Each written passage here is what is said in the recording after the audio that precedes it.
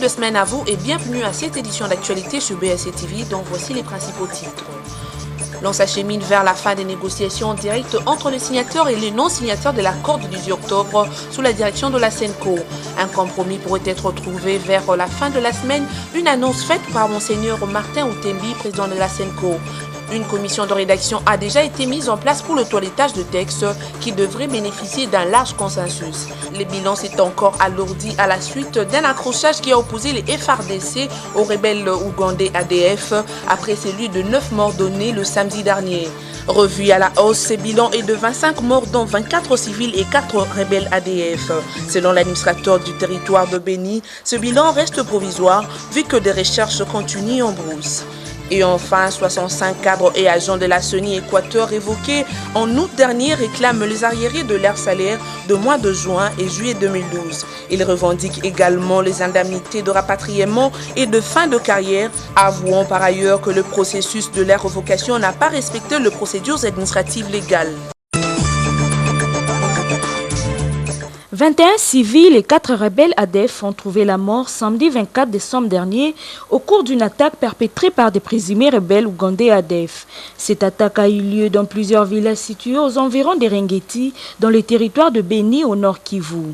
Selon l'administrateur du territoire de Béni, Ami Sikalonda, ce bilan est revu à la hausse, contrairement aux 9 morts annoncés samedi 24 décembre.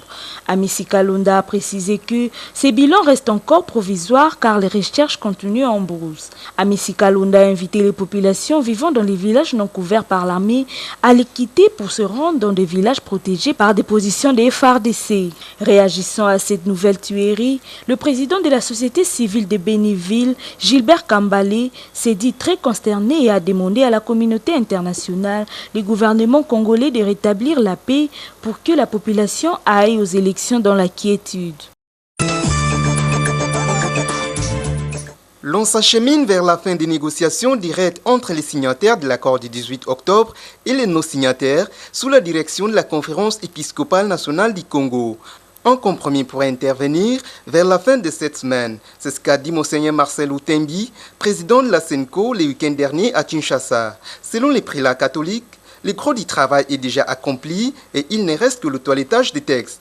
La mise en place d'une commission de rédaction a déjà été effectuée pour le toilettage de l'accord qui est déjà prêt. Il est composé de 4 membres, dont 2 représentants des signataires de l'accord du 18 octobre et 2 autres non-signataires. Cette commission aura pour mission de parfaire le texte qui devrait bénéficier d'un large consensus sur certaines de ses dispositions. Selon l'abbé Donatien Cholet, secrétaire général ad interim de la SENCO, les quelques points qui restent à négocier ne nécessitent pas la plénière ou encore les commissions pour être adoptés, mais demandent une passerelle des concessions mutuelles, c'est ce qui est en train d'être fait. Parmi les points qui nécessitent encore un consensus, on peut citer la primature. L'accord prévoit que la primature doit être animée par un délégué de l'opposition du rassemblement. Ce qui paraît comme une pilule amère à avaler par les signataires de l'accord du 18 octobre. Un autre point, c'est la recomposition du bureau de la CENI qui n'est pas comprise de la même façon par tous. En plus, s'agissant de la gestion des provinces, le rassemblement voudrait que la même logique soit appliquée et qui gère également certaines provinces. Un point de vue non accepté par l'autre camp. Toutefois, une unanimité s'est dégagée autour du comité de suivi de cet accord. Celui-ci sera piloté par le président du comité des sages du rassemblement, Etienne Tshisekedi. Le secrétaire général de l'ONU sortant, Ban Ki-moon, a invité les Congolais à se mettre d'accord sur la date de la tenue des élections et la durée de la transition. Ban Ki-moon a lancé cet appel auprès des acteurs politiques congolais qui doivent parvenir à un consensus au dialogue qui se tient au centre interdiocésain de la Gombe à Kinshasa sous le gîte de la SENCO. Ban Ki-moon a estimé que des élections libres et crédibles doivent avoir lieu en RDC dans les meilleurs délais, conformément à un calendrier électoral qu'il faudra respecter scrupuleusement. Le secrétaire général de l'ONU sortant a rappelé les progrès réalisés par la RDC pendant les 10 années de sa présence à la tête de l'ONU, notamment à l'ouverture des débats politiques sur l'espace public, le redémarrage de la machine économique et le recul net des violations massives des droits de l'homme. Grève au ministère des Affaires étrangères, une solution urgente est envisagée pour répondre aux revendications des grévistes. C'est ce que le patron de la diplomatie congolaise a annoncé le week-end dernier à Kinshasa. Le nouveau patron de la coopération internationale compte engager un dialogue avec les personnels administratifs afin d'appréhender le problème et le résoudre le plus vite. Le vice-premier ministre des Affaires étrangères se base sur la logique selon laquelle l'État ne peut fonctionner sans l'administration. Par conséquent, régler le problème qui mine l'administration de son ministère devient prioritaire. Léonard Seokitundu, sur l'instruction du chef de l'État, compte mettre en place une commission qui fera l'état de lieu de la situation dans son ministère et surtout en ce qui concerne l'administration pour ensuite écouter les uns et les autres et proposer des solutions. Il a par ailleurs assuré que cette situation doit trouver une solution avant la fin de l'année 2016 pour que le travailleur reprenne les services le plus rapidement possible. Ce n'est qu'après avoir réglé les problèmes administratifs que Léonard Seokitundu reprendra les bâtons de pèlerin pour aller rencontrer les partenaires à la fois bilatéraux et multilatéraux de la RDC. Et ce, pour essayer de comprendre les raisons qui ont milité en faveur de mesures qui ont été prises à l'encontre de certaines personnalités de la République démocratique du Congo, a conclu le nouveau patron de la diplomatie congolaise. Plus d'une soixantaine d'anciens cadres et agents de la Commission électorale nationale indépendante révoqués dans la province de l'Équateur en août dernier réclament les arriérés de leur salaire de mois de juin et juillet 2012. Ces anciens et cadres revendiquent aussi les indemnités de rapatriement et de fin de carrière, affirmant à cette même occasion qu'ils ont été révoqués sans respect de procédures administratives légales.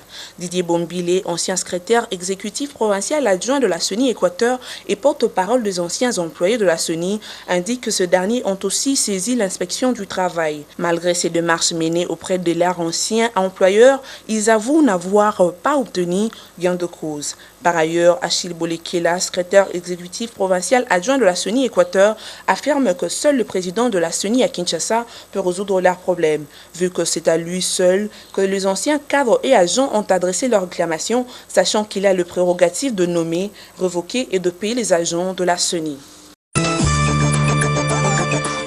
C'en est fini pour cette session d'information. Voici le rappel des titres. L'on s'achemine vers la fin des négociations directes entre les signataires et les non-signataires de l'accord du 18 octobre sous la direction de la SENCO.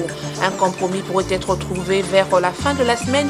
Une annonce faite par Monseigneur Martin Outembi, président de la SENCO. Une commission de rédaction a déjà été mise en place pour le toilettage de textes qui devrait bénéficier d'un large consensus. Le bilan s'est encore alourdi à la suite d'un accrochage qui a opposé les FRDC aux rebelles ougandais ADF après celui de 9 morts donnés le samedi dernier. Revu à la hausse, ce bilan est de 25 morts dont 24 civils et 4 rebelles ADF. Selon l'administrateur du territoire de Béni, ce bilan reste provisoire vu que des recherches continuent en brousse. Et enfin, 65 cadres et agents de la CENI Équateur révoqués en août dernier réclament les arriérés de leur salaire de mois de juin et juillet 2012. Ils revendiquent également les indemnités de rapatriement et de fin de carrière, avouant par ailleurs que le processus de leur révocation n'a pas respecté les procédures administratives légales. C'est sur cette note que nous bouclons cette édition d'actualité. Merci de l'avoir suivi. Restez branchés sur BSC TV.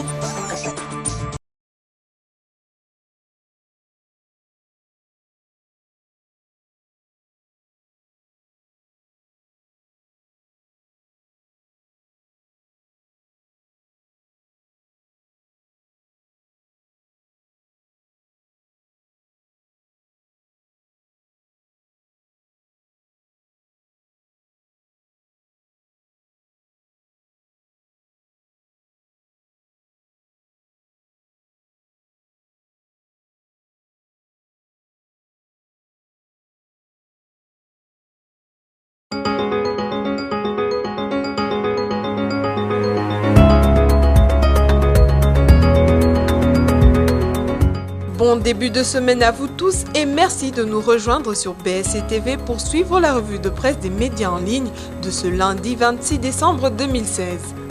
Ouvrons cette édition de la revue de presse avec Forum des As qui titre « Négociation directe, l'accord ce 30 décembre ». L'épiscopat catholique qui assure la médiation de ces pourparlers est formel. L'essentiel est fait. L'accord est à portée de main. Les Congolais qui suivent depuis le 8 décembre les négociations directes entre signataires et non-signataires du compromis de la Cité de l'Union africaine retiennent leur souffle. Si les négociateurs ne leur ont pas offert cet accord tant attendu comme cadeau de Noël, il le sera probablement pour le Nouvel An. Car l'épiscopat catholique qui assure la médiation de ces pourparlers assure que l'essentiel est fait. L'accord est à portée de main. La conférence épiscopale nationale du Congo est d'avis qu'un accord sera signé le 30 décembre prochain entre les parties prenantes aux discussions. Les négociations sont interrompues et reprendront après la pause de Noël. L'épiscopat catholique espère que la signature du dit accord interviendra le 30 décembre après la pause de Noël. Le rendez-vous est donc pris pour ce vendredi. Restons dans Forum des As avec ce titre « Indiscrétion des couloirs du centre interdiocésain, acharnement suspect sur Corneille Nangaa ». Ne trouvant rien à reprocher à leur mandataire, les confessions religieuses réitèrent leur confiance au président de la CENI. Il sortira quelque chose du centre interdiocésain de Kinshasa où se poursuivent encore des discussions directes entre signataires et non-signataires de l'accord politique du 18 octobre dernier. En attendant les conclusions de ces pourparlers politiques sous l'égide de la Conférence épiscopale nationale du Congo, des indiscrétions détravées du siège de la curie de l'Église catholique romaine en RD Congo font état d'une redistribution des cartes. Dans ce nouveau schéma de gestion consensuelle de la nation, pendant la transition, on apprend que la présidence du Comité national de suivi des recommandations des discussions du centre interdiocésain serait confiée à Étienne Tshisekedi, président du Rassemblement des forces politiques et sociales acquises au changement. Pas seulement, même la primature serait également en jeu. Comme si tout cela ne suffisait pas, voilà que le poste du président de la Commission électorale nationale indépendante commence aussi à faire l'objet de marchandages politiques. Le groupe de presse L'Avenir qui écrit dans cette même approche « Tabula rasa à la CENI ». Que cache l'attitude du rassemblement ? Les échos qui nous parviennent du centre interdiocésain où se tiennent les pourparlers entre les signataires et les non-signataires de l'accord de la Cité de l'Union africaine sous l'égide de la Conférence épiscopale nationale du Congo renseignent que les 6 divergences ont été aplanies et que l'accord sera signé le 30 décembre prochain. En attendant, les évêques membres de la SANCO ont regagné leur diocèse, le temps pour eux de fêter la nativité de Jésus-Christ avec leurs fidèles. Entre-temps, un travail de toilettage du texte a lieu au niveau du secrétariat général de la SANCO avec quelques acteurs politiques concernant les fondamentaux comme le respect de la Constitution, la cogestion durant la période préélectorale et électorale entre les différentes composantes et entités du président de la République actuellement en fonction qui doit demeurer jusqu'à l'élection de son successeur et ne briguera pas un 3e mandat. Ban Ki-moon appelle les Congolais à négocier la tenue des élections. Quittons l'avenir avec ce titre de RadioOkapi.net qui annonce que le secrétaire général de l'ONU sortant, Ban Ki-moon, invite les Congolais à s'accorder sur la date de la tenue des élections et la durée de la transition. Il a lancé cet appel dans la tribune intitulée « Les œufs congolais si fragiles, si précieux » paru dimanche 25 décembre dans les colonnes de l'hebdomadaire Jeune Afrique. Les acteurs politiques congolais doivent parvenir à un consensus négocié sur la tenue des élections et sur la période transitoire devant y mener. Il estime que les élections libres et crédibles doivent avoir lieu en RDC dans les meilleurs délais, conformément à un calendrier électoral qu'il faudra respecter scrupuleusement. Pour lui, c'est au peuple que revient le droit de choisir ses dirigeants. Personne et rien ne devrait l'en priver. La promotion et la protection des droits de l'homme doivent demeurer des objectifs essentiels au cœur du processus politique et électoral. L'État doit veiller et tous les Congolais doivent en bénéficier, quelle que soit leur affiliation politique, poursuit le secrétaire général de l'ONU sortant. C'est la fin de cette revue de presse. Merci de l'avoir suivi et bonne suite de programme sur BSC TV.